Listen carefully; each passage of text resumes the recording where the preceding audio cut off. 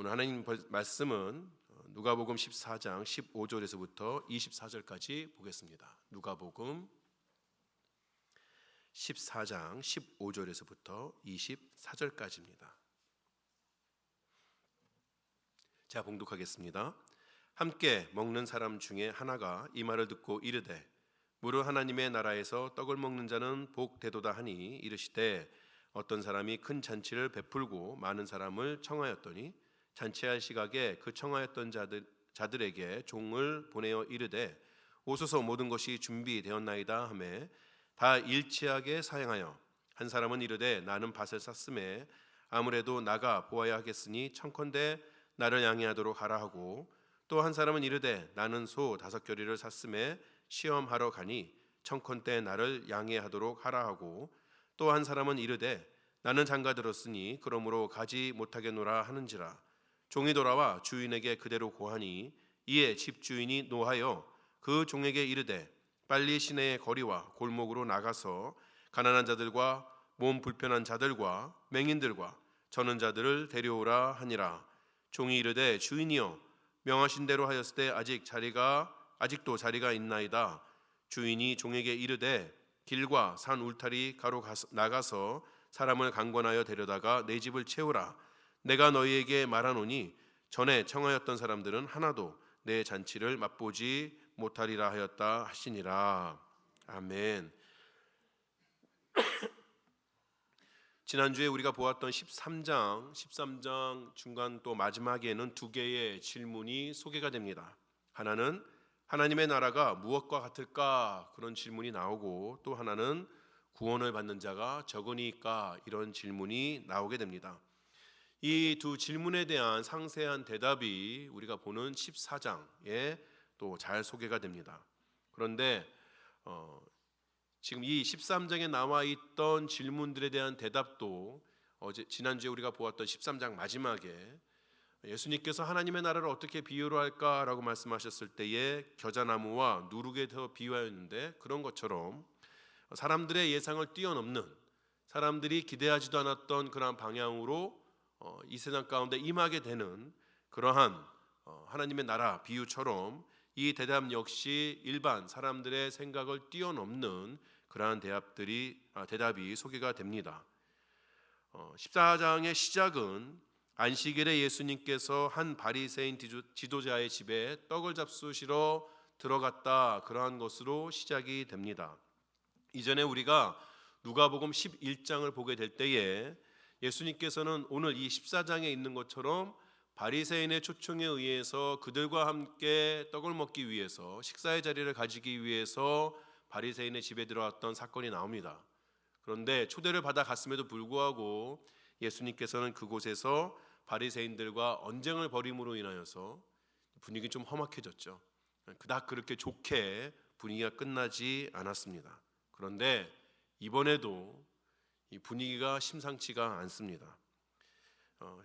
바리새인의 집에 들어가서 지금 떡을 먹는다, 그들과 함께 식사의 자리에 앉았다 그러는데 그들이 지금 예수님께서 하시고자 하는 일거수일투족을 지켜보고 있는 것이죠.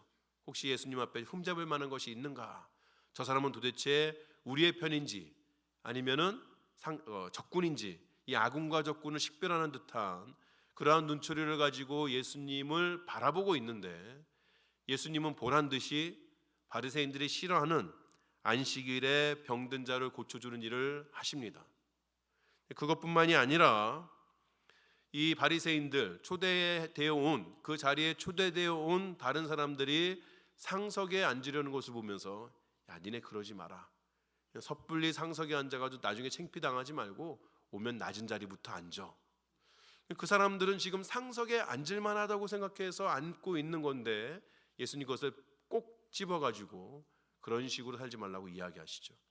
그것뿐만이 아닙니다. 예수님을 초대했던 그 바리새인들에게 가서 말씀하실 때에 점심이나 저녁 그 식사의 시간에 누군가를 초대하려면 다른 사람들 초대하지 말고 또 친척이나 부자들을 초대하지 말고 가난한 자, 몸 불편한 자, 저는 자, 맹인들 이러한 사람들을 초대해서 식탁을 나누라고 그렇게 이야기하는 것이죠. 가난한 자, 몸 불편한 자, 저는 자, 맹인들은 사실 지금 예수님께서 말씀하시는 그 식탁의 자리에 나올 수 없는 사람들입니다. 그렇게 예수님께서 말씀을 하시니 아무래도 초대한 사람뿐만 아니라 함께 식탁을 나누고자 그 자리에 임해 있는 그런 많은 사람들이 좀 무안하겠죠. 아니 지금 우리가 다 예수님하고 그래 좋은 시간 가지려고 왔는데 우리는 초대하지 말고 다른 사람 초대하라 그러는다든지 거기 앉지 말고 여기 앉으나 막 그런다든지 이런저런 말씀을 하시니 아무래도 불편할 수밖에 없습니다. 우리가 누가복음을 보면서 계속 말했던 것처럼 식탁은 매우 정치적으로나 사회적으로나 도덕적으로나 중요한 의미를 가져왔던 것이죠. 아무 사람하고나 함께 식탁을 나누지 않았습니다. 바리새인 지도자에게 가난한 자, 병든 자 이런 사람들을 불러서 식탁의 교제를 나누라고 하는 것은 듣기에 따라서는 예수님이 그 사람에게 너는 그거밖에 안 돼. 너는 사회의 높은 사람들, 사회에 힘 있는 자들하고 어울릴 만한 그러한 자격을 가지지 못했어. 그렇게 모욕적으로 받아들일 수 있는 그러한 말이 될 수도 있는 것이죠. 예수님 때문에 즐거워야 할 그러한 식탁의 자리가 매우 차갑고 무거워진 것만은 사실입니다. 이때에 한 사람이 불쑥 끼어들어서 이렇게 이야기를 합니다. 하나님의 나라에서 떡을 먹는 자는 복되도다. 분위기 반전용으로 이 사람이 많은 사람들 다 들을 수 있도록 그렇게 이야기한 것이에요. 저는 뭐 그래 본 적이 별로 없으나 왜 그런 거 있죠. 뭐 술집에 가서 다 같이 건배할 때 뭐 건배사 뭐 이런 거 있다 그러죠. 다들 모르는 척 하시는군요. 뭐 그런 게 있다 그럽니다. 그럼 다 이렇게 뭐 선창하면 다 같이 거기에 맞춰 가지고서는 뭐 구호를 외치고 뭐 이런 게 있는데 분위기 좋게 하려고. 지금 이 사람도 그런 의미로서 그렇게 이야기를 하는 것이에요. 우리가 보기에는 뭐 이게 뭐 대단한 말인가 싶긴 한데 사실 유대인들 사이에서는 매우 중요한 그러한 문장이었습니다. 이 말은 구약 성경 이사야서 25장의 말씀을 근거로 하고 있는 것이에요. 이사야서 25장에 보면 마지막 날이 되었을 때에 주의 날이 되었을 때에 그리스도께서 오셔서 하나님께서 친히 오셔서 그의 백성들을 위로하실 것이라는 내용들이 담겨 있습니다. 그 날이 되면은 하나님께서는 거룩한 산에서 잔치를 베푸시고 왕들이 먹는 음식을 제공하신다 이렇게 이야기하는 것이죠. 그리고 그 잔치가 벌어지는 날에는 죽음이 끝이 나고 눈물이 씻음을 받는 그러한 영광스러운 날이다. 구약 성경 이사야서 25장은 그렇게 앞으로 하나님의 백성들에게 주어지게 될 그 날에 대해서 이야기합니다.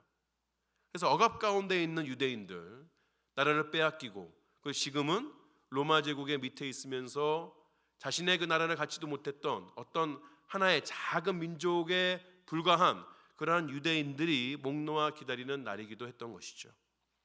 25장 이사야서 25장의 말씀 중에서 특별히 6절을 보면 이 잔치에 대한 이야기가 나옵니다. 제가 25장 6절을 읽어드리겠습니다. 만군의 여호와께서 이 산에서 만민을 위하여 기름진 것과 오래 저장하였던 포도주로 연회를 베푸시리니 곧 골수가 가득한 기름진 것과 오래 저장하였던 맑은 포도주로 하실 것이며. 이사야서 25장 6절을 보시면 하나님께서 풍성한 잔치를 베푸실 뿐만 아니라 그리고 그 자리에는 유대인들뿐 아니라 만민이 사방에서 몰려 들어오는 하나님의 백성들, 하나님께서 예배하신 그 백성들이 와서 그 잔치에 참여할 것이라고 이야기를 하는 것이죠. 그래서 사람들은 이것을 가리켜서 메시아의 연회다, 메시아의 잔치다 그렇게 불러왔습니다. 그런데 이 이사야서 25장의 말씀, 특별히 6절의 말씀이 그 이후로 예수님 시대까지 올 때에 그 구절이 변화가 되면서 전해졌던 것이에요. 이사야에서 보여지는 것은 분명하게 하나님의 은혜입니다.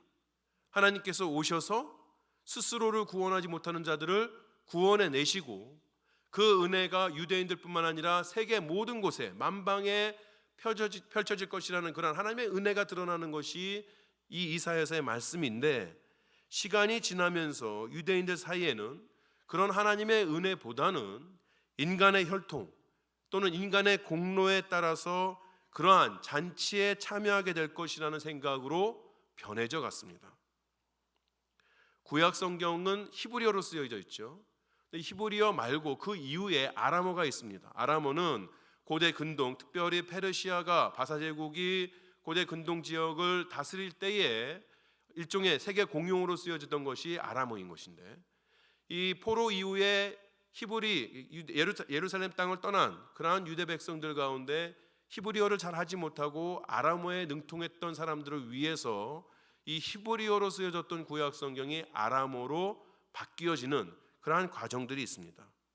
그런 것을 가리켜서 탈굼이라는 것들을 그런 문서들을 만들어내죠. 그런데 이 히브리인들이 탈굼이라는 문서를 만들어낼 때에는 그냥 문자대로 히브리어를 아람어로 번역한 것에서 그치는 것이 아니라, 그 당시에 유명한 랍비들이 자신들의 생각, 자신들의 어떤 신학적인 사조들을 넣어서 조금씩 바꾸어서 그것을 번역해 놓게 됩니다. 그래서 이 이사야서의 말씀이 그 탈굼에는 어떻게 나오느냐, 탈굼을 읽어보게 되면 탈굼에서는 연회에 참석할 때에, 연회에 많은 사람들이 모일 때에 그들 가운데 죄인들도 있다는 것이에요. 그래서 하나님께서는 그 연회 가운데에서 죄인들에게 역병을 내려서 죄인들 다 죽이실 것이라고 이렇게 이야기합니다. 여기서 죄인이라는 것은 이방인들과 유대 사회에서 부정하다고 여겨지는 그러한 사람들을 말하는 것이에요. 전혀 이사야서에 없는 것들이 더해진 것이죠. 또 쿰란 공동체가 있습니다. 사해바다 근처에서 살면서 경건 생활을 유지했던 쿰란 공동체라는 것이 있는데, 이들도 역시 앞으로 다가올 메시아의 연회, 메시아의 잔치를 기다리면서 살았습니다. 그런데 그들은 이방인, 부정한 자들, 신체에 장애를 가진 사람들은 앞으로 오게 될 메시아의 연회에 절대 참석할 수 없으며, 오로지 하나님의 율법을 잘 지킨 사람들만 연회에 참석할 수 있다고 굳게 믿어왔어요. 하나님의 은혜보다는 인간의 혈통, 인간의 공로가 훨씬 더 강조가 되는 것이죠. 이러한 배경을 밑바탕으로 해서 오늘 본문의 15절에 나왔던 사람은 하나님의 나라에서 떡을 먹는 자는 복되도다 라고 외친 것입니다. 이 사람이 지금 이렇게 외칠 때에는 하나님의 나라에서 떡을 먹는 자가 누구냐라고 말하는 것이 아니라, 지금 여기 모인 사람들은 다 그때의 하나님의 나라에 떡을 먹을 사람이라고 스스로를 높이고 자긍심을 보여주는 것이에요. 이 사람들이 어떻게 자기 자신들은 하나님의 나라의 연회, 메시아의 연회에 참석할 것을 확신할 수가 있었을까요? 스스로가 유대인의 혈통이라고 여겼기 때문에, 스스로가 율법을 잘 지키고 있다고 생각했기 때문에, 스스로가 다른 어떤 사람들보다는 훨씬 더 나은 사람이라고 여겼기 때문에 우리는 하나님 연회에 참여할 사람입니다, 그렇게 외치고 이 이야기를 듣고 있는 사람은 다 뿌듯한 마음으로 기뻐하는 것이죠. 자신감과 자아도취를 드러내는 것입니다. 그런데 이 말씀을 듣고 있던 예수님은 지금 제가 여태까지 설명드린 메시아의 연회, 하나님의 잔치, 그것과 같은 모티브를 가진 하나의 비유를 말씀하시면서 지금 거기에 함께 있는 사람들이 가지고 있는 낙관적인 기대에 찬물을 끼얹으십니다. 참, 예수님 못 말리시죠? 뭐 좀 하면 좀 내비두면 될 텐데, 정말 못 말리는 예수님입니다. 우리가 예수님이니까 그냥 넘어가는 거지. 우리 다 모여가지고 밥 먹으려고 하는데 자꾸 누가 이렇게 딴지 걸고 니네 그래서 되겠냐 그러면 짜증나죠.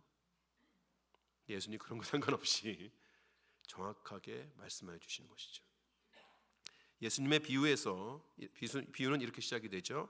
어떤 사람이 큰 잔치를 베푼다, 많은 사람들을 초대했다라고 이야기합니다. 이 사람이 큰 잔치를 베푼다, 많은 사람을 초대했다는 것은 잔치를 베푸는 사람이 부자였다는 것뿐만 아니라 그가 그 지역에 있어서는 지도층에 속한다, 권세가 있는 사람이다, 이런 의미이기도 합니다. 지금도 우리 결혼, 예식 이런 것도 그렇지만 보통 이렇게 큰 잔치를 하면 2번에 걸쳐서 초대를 하게 되죠. 맨 먼저는 초대하는 사람들에게 종들을 보내서 그 날짜에 초대에 응할 수 있는지를 물어보게 됩니다. 사람들이 지금 우리말로 하면 RSVP죠. 내가 참석하겠다, 참석하지 않겠다, 몇 명이 가겠다, 이런 것들을 이야기해요. 근데 처음에 초대하는 것들이 상당히 중요하기도 합니다. 왜냐하면 초대를 받은 사람은 그 잔치에 누가 올지를 다 종들로부터 듣는 것이에요. 이번 잔치에 누가 오는데, 어떤 사람들이 그 잔치에 참여하는데, 봐가지고 자기가 참여할 만하다, 나에게 유익이 된다, 그럼 가는 것이고, 좀 격이 떨어진다, 그럼 안 가는 것이죠. 어쨌든 간에 초대를 받은 사람들은 다 내가 가겠다 안 가겠다를 결정을 해서 종들에게 이야기해 줍니다. 종들이 사람들에게 그 응답을 받아가지고 오게 되면 잔치를 베푸는 사람은 거기에 맞는 음식들을 잘 준비를 하죠. 그리고 때가 되어서 음식이 다 준비가 되면 다시 종들을 그 사람들에게 보냅니다. 자, 우리 이제 다 잔치가 준비가 되었으니, 음식의 준비가 되었으니 빨리 와서 함께 잔치에 참여하도록 하시죠. 이렇게 이야기를 하는 것이에요. 여기까지는 그냥 일반적으로 우리가 알 수 있는 그러한 평상적인 그 관례를 따라서 진행이 되어 왔습니다. 그런데 갑자기 여기서 일이 일어나는 것이죠. 초대를 받아서 그 잔치에 참여하겠다고 이미 이야기했던 사람들이 마치 약속이나 한 듯이 다들 참여할 수 없다고 이야기를 하는 것이에요. 오늘 본문에는 3명만 나오지만 그러나 3명만이 아닌 것이죠. 그 잔치의 자리가 다 비어 있다는 소리는 잔치에 초대받았던, 그래서 오기로 했던 사람들이 한결같이 나름대로의 핑계를 가지고 오지 않았다는 이야기예요. 예수님의 비유에서는 특별히 대표적으로 3명을 가지고 이야기를 합니다. 근데 이 3명의 핑계를 보게 되면 다 하나같이 말이 되지 않는 것들이었어요. 첫 번째 사람은 뭐라고 얘기합니까? 자신이 밭을 샀으니 밭을 보러 나아가야 한다고 그렇게 이야기를 합니다. 지금의 시대에도 그렇지만 예수님 시대에 땅을 사는 것은 무엇보다도 중요한 것이죠. 근데 그 땅을 살 때에 갑자기 살 수가 있나요? 그럴 수는 없는 것이에요. 땅을 사려면 그 땅이 어떠한 땅인지, 얼마나 소출을 낼 것인지, 농사짓기에 합당한 것인지, 또는 가축을 기르기에 좋은 것인지 다 살펴보는 것이죠. 몇 개월을 걸쳐서 보기도 하고, 때로 이 시대에는 몇 년에 걸쳐서 그것들을 보아왔다고도 합니다. 그러니까 땅을 사는 매매 계약이 완성됐다는 건 어떤 의미예요? 이미 이 주인은 땅에 대해서 다 알고 있다고 하는 것이죠. 어떤 분은 이것에 대해서 이렇게 쓰셨어요.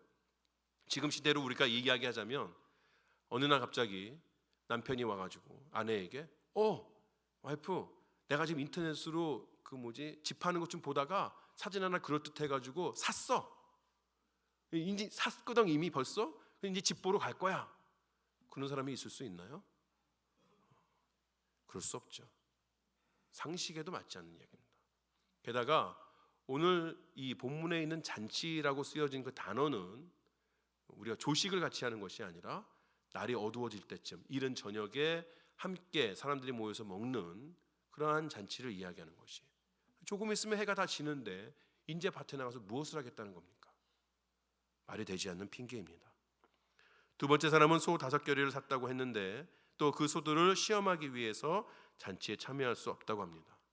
소 5겨레를 샀다 그러면 소 10마리를 산 겁니다. 소 2마리마다 한 조씩 이렇게 멍에를 함께 매서 밭을 갈게 하는 것이죠.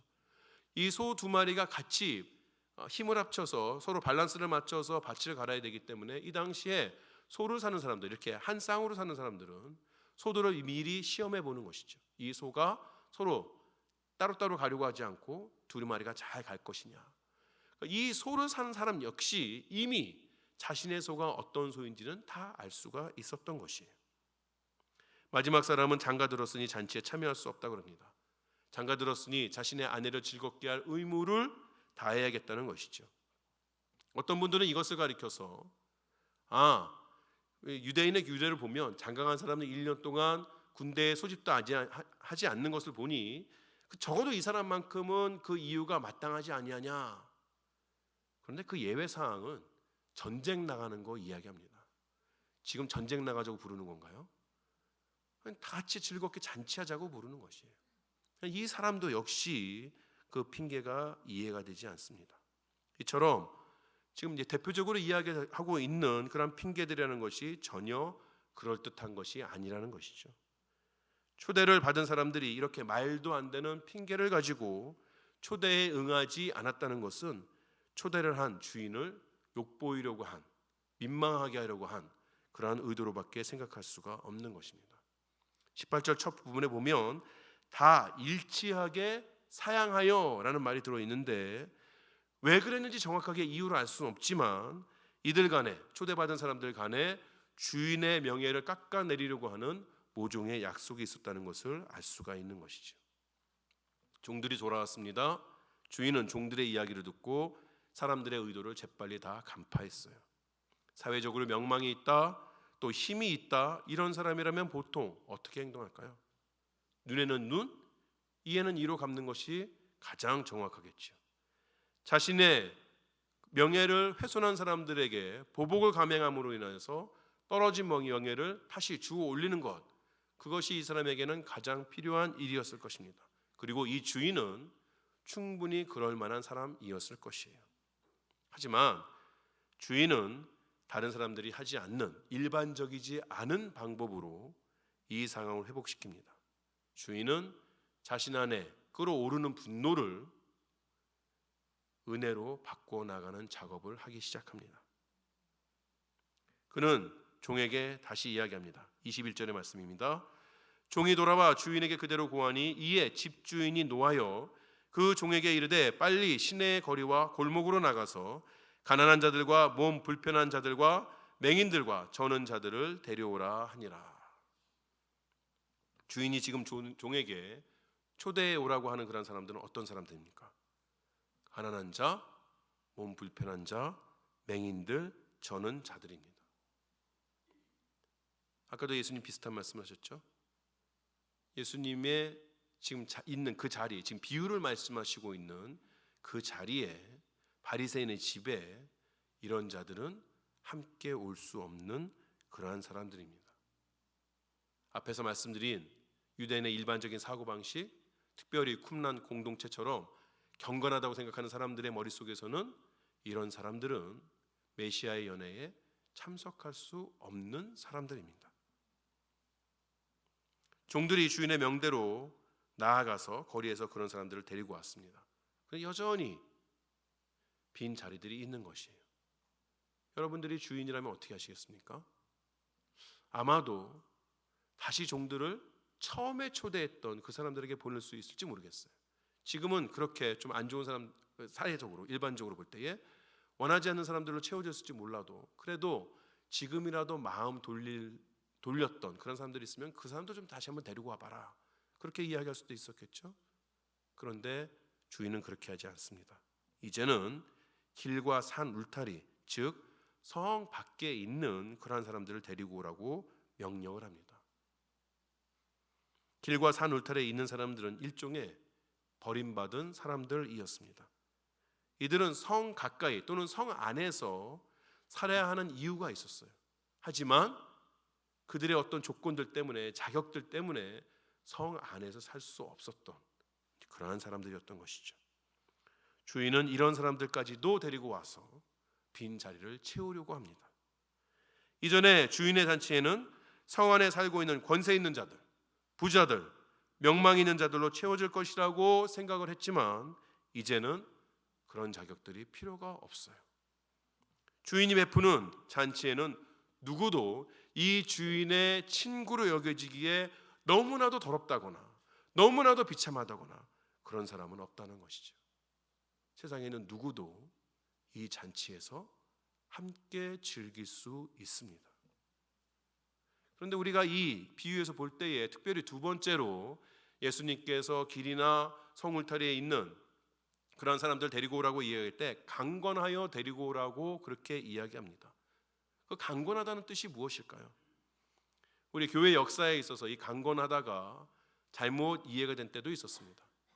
강권하는 것을 가리켜서 어떤 무력이나 국가의 권력을 사용하여서 억지로 개종시키는 것을 강권하는 것으로 이해된 적도 있었어요. 그러나 그런 말은 아닌 것이죠. 왜 예수님께서는 이 비유에 있을 때 강권하여서 데리고 오라고 하셨을까? 여러분 생각해 보세요. 내일쯤에 여러분이 주말을 다 지내서 집에 먹을 것이 없어가지고 가까운 하나름이나 롯데나 이런 동양 그로서리 가서 쇼핑을 하려고 주차장에 딱 내렸는데 갑자기 웬 건장한 남자가 딱 오더니 잘 만났습니다. 제가 지금 백악관에서 오늘 저녁에 열리는 백악관에서 열리는 그 만찬이 있는데 사람이 없어가지고 지금 제가 당신을 데리고 가려고 이렇게 왔습니다. 여러분에게 그렇게 이야기하면 여러분 가실 건가요? 안 가실 건가요? 좋다 그러고 가시겠어요? 그럴 순 없죠. 이 사람 미친 사람 아니야? 아무런 근거가 없지 않습니까? 그런 것처럼 갑자기 누군가 와서 초대해서 나랑 같이 가자 그럴 때에 그러한 초대에 응하는 것이 쉬운 일은 아닙니다. 그리고 우리가 이 시대의 상황을 조금 더 보면 그것이 더 쉽지 않다는 걸 알 수 있어요.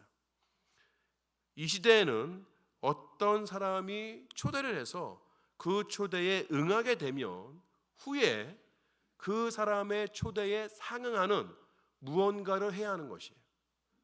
내가 그 사람을 초대를 한다거나 아니면 그 사람에게 어떤 좋은 일을 해준다거나 마땅히 갚아 나아갈 수 있어야 그 사람의 초대에 응하는 겁니다. 이런 식으로 사회 계급들이 만들어지는 것이죠. 클래스들이 만들어지는 것이죠. 누구 아무한테나 오라 그런다고 해서 부자가 아무한테나 오라 그런다고 해서 가난한 사람이 섣불리 갈 수 있는 것은 아니에요. 괜히 갔다가 부자가 야 내가 지난번에 너를 내 잔치에 참여할 수 있도록 초대해 줬는데 너 이제 나한테 뭐 해줄 거야? 아무것도 안 해주면 상당히 불순한 사람이 되는 것이죠. 은혜도 모르는 사람이 되는 것이죠.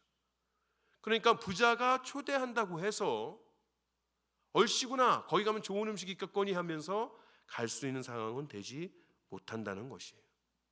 종이 나가서 그 부자의 잔치에 사람들을 길거리에 있는 사람들, 가난한 자들, 병든 자들 이런 사람들 데리고 오려고 할 때에 그런 사람들은 초대를 받았음에도 불구하고 주저주저할 수밖에 없는 것이죠.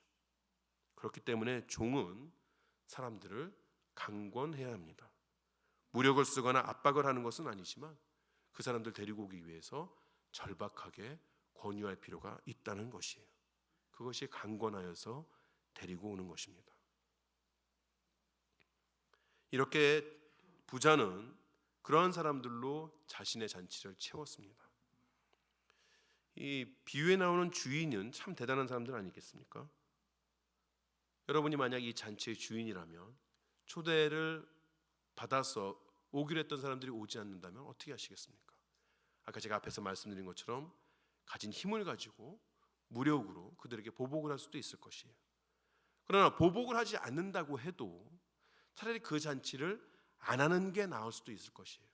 물론 준비된 모든 것들이 다 한순간에 쓰레기통으로 가는 그런 일들이 있을 수 있지만 그러나 이번 한번 그 자리가 비었다고 해서 지금 예수님께서 말씀하시는 가난한 자, 병든 자 이런 사람들을 잔치로 불러오게 되면 그 다음부터는 사회에 명망 있는 사람들, 부자들 그런 사람들은 이 사람의 잔치에 오지 않을 겁니다. 왜? 저 사람 잔치 지난번에 그런 사람들 갔었어. 좀 떨어지는 애들이 가는 잔치야. 나 같은 사람이 저렇게 가게 되면 나도 격이 떨어질 수 있어.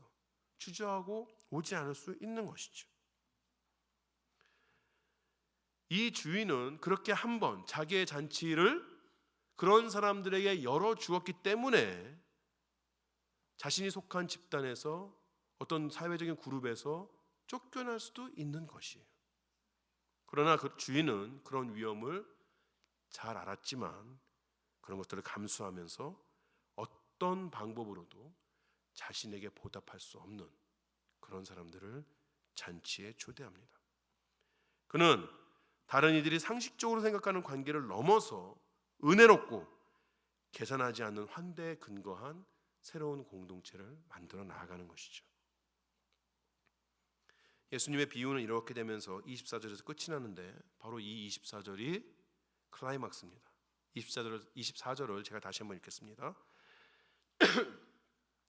내가 너희에게 말하노니 전에 청하였던 그 사람들은 하나도 내 잔치를 맛보지 못하리라 하였다 하시니라. 자, 예수님께서 이제까지 비유를 말씀하시고 계신 것이죠. 그리고 그 비유의 주인공은 누구입니까? 어떤 부자입니다. 그렇죠? 그런데 지금 이 24절에서는 지금 마치 비유의 주인공이 누구인 것처럼 말합니까? 예수님 자신인 것처럼 드러내는 것이에요. 앞에서 쭉 이야기해왔던 부자의 잔치가 곧 누구의 잔치다? 나의 잔치라고 이야기하는 것이에요. 앞에서 제가 말씀드렸습니다. 예수님께서 말씀하시는 이 비유는 유대인들이 가지고 있는 메시아의 연회라는 그러한 모티브를 가지고 비유를 말씀하셨다고 말씀드렸어요. 그렇다면 이 잔치가, 비유에 나오는 이 잔치가 예수님의 잔치라면 유대인들이 기다려왔던 그 메시아의 잔치의 주인공이 누구냐? 그 잔치를 베푸는 사람이 누구냐? 예수님은 자기 자신이라고 이야기하고 있는 것이죠.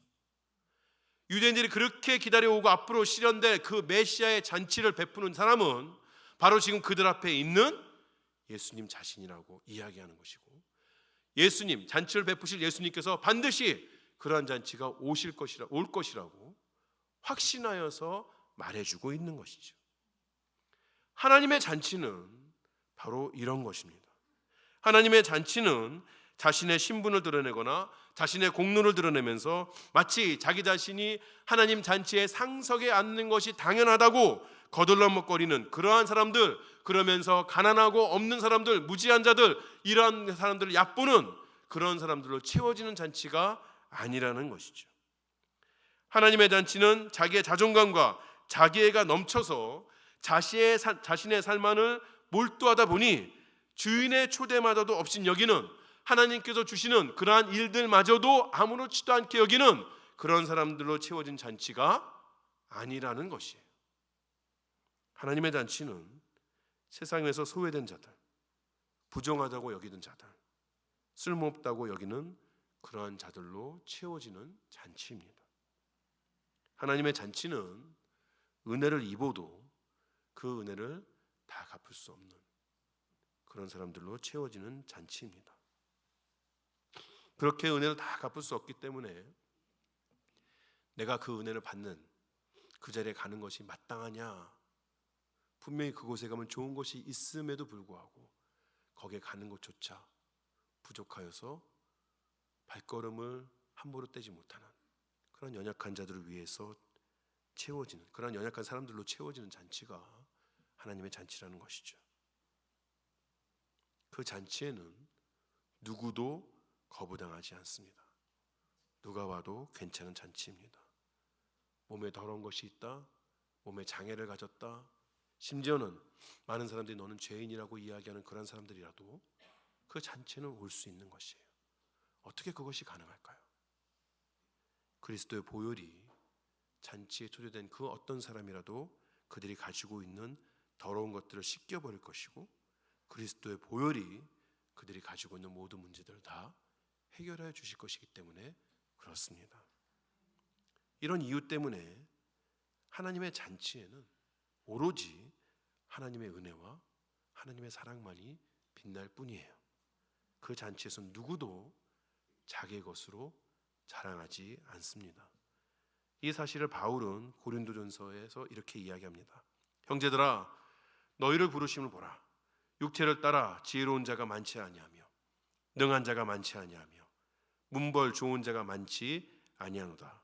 그러나 하나님께서 세상에 미련한 것들을 택하사 지혜 있는 자들을 부끄럽게 하려 하시고, 세상에 약한 것들을 택하사 강한 것들을 부끄럽게 하려 하시며, 하나님께서 세상에 천한 것들과 멸시받는 것들과 없는 것들을 택하사 있는 것들을 폐하려 하시나니, 이는 아무 육체도 하나님 앞에서 자랑하지 못하게 하려 하심이라.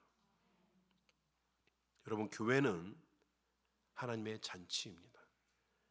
예수 안에 있는 우리는 하나님의 잔치에 초대된 사람들입니다. 성자 하나님이신 예수님께서는 친히 이 잔치를 준비하시고 거리에서, 성 밖에서, 산 울타리에서 방황하던 우리들을 불러 모아 주신 것이죠. 그리고 우리에게 주님께서 친히 준비하신 그 모든 것들을 다 누리라고 그렇게 말씀하십니다. 잔치의 주인이신 예수님께서도 그 자리에서 우리와 함께 먹고 마시는 것을 즐거워하시는 그러한 분이신 것이에요. 상상만 해도 너무 좋은 그런 잔치 아닙니까? 우리가 언제 그 잔치에 참여할 수 있게 될까요? 약식이긴 하지만 이미 우리는 그 하나님의 잔치에 참여하고 있습니다. 그리스도께서 제정하신 성찬이 바로 그 하나님의 잔치입니다. 예수님께서 친히 자신의 몸을 들여서 잔치의 음식들을 만들어 주신 것이죠. 그렇기 때문에 우리는 성찬을 매우 귀하게 여길 수 있어야 합니다. 그 성찬에 참여하면서 주님께서 마지막 날에, 주의 날에 우리에게 베푸실 하나님의 잔치에 대해서 확신할 수가 있어야 하는 것이에요. 우리는 하나님의 잔치에 우리의 자리가 보장되어 있음을 확신할 수가 있어야 됩니다. 그러나 비유에 나오는 또 예수님과 함께 지금 그 식탁을 나누는 사람들처럼 스스로의 공로에 의지하면서 교만한 마음을 가지고 그 자리를 확신하는 자가 아니라 그 자리가 온전히 하나님의 은혜로 주어지는 것임을 알고 겸손과 순종 그리고 감사의 자세로 확신할 수가 있어야 하는 것이에요. 우리는 잔치에 초대된 그런 사람들과 동시에 또 잔치의 주인이신 예수님께서 보내신 종이기도 합니다. 우리는 지금도 거리에 나가서 사람들을 강권하여서 데려다가 그 잔치의 자리를 채울 사명을 가진 그런 사람들입니다. 예수님께서 우리에게 부러우라고 하신 사람들이 누구인지 우리는 말씀 가운데서 분명하게 보았습니다. 우리는 그런 사람들을 가까이 하고 있습니까? 그런 사람들에게 예수님의 초대장을 건네어주고 있습니까? 아니면 종이라고 다 같은 종입니까? 종에도 급수가 있습니다. 제가 어떻게 저런 사람들한테 가까이 가가지고 그들한테 잔치에 오라고 그럽니까? 저런 사람들 잔치 데리고 와봐야 전혀 도움도 안 되고 고마워할 줄도 모르고 이런 마음을 가지면서 하나님의 명령을 등한시하는 그런 불순종한 종의 모습을 가지고 살아가고 있지 않습니까? 우리는 주님의 명령을 순종과 열심으로 받을 수가 있어야 합니다. 여러분 주위에는 여전히 하나님의 은혜가 필요한 사람들이 있습니다. 그들을 이 자리로 데리고 오는 것이 우리가 오늘을 사는 이유이기도 합니다. 이번 한 주간도 하나님의 은혜 아래서 주님의 잔치에 참여할 수 있음을 기뻐하고 주님께서 주신 명령을 귀하게 받아서 종으로서의 역할을 잘 감당하는 여러분이 되시기를 주의 이름으로 축원합니다. 기도하시겠습니다.